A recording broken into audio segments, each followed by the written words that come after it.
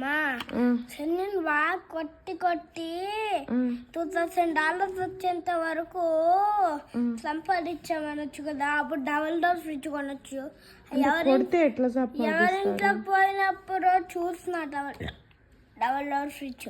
సరే కానీ కొడితే ఎట్లా సంపాదిస్తారు బా?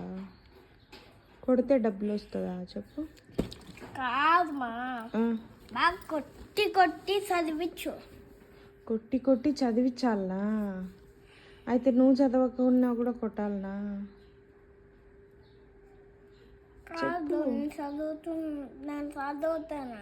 చదువుతావు, క్లాస్ ఫస్టే వస్తావు, కానీ ఎవరన్నా రివిజన్ చేయనన్నా ఇవి రాయనన్నా అంటే ఎందుకు అంత ముమ్మని ముడుచుకుంటావు? మా అత్త ఐస్ క్రీమ్ తేవడం మర్చిపోయింది. ఇప్పుడు ఐస్ క్రీమ్ కాదు, నేను అడిగిన దానికి ఆన్సర్ చెప్పు. టాపిక్ డైవర్ట్ చేయొద్దు. చెప్పు. ఏం చెప్పాలా?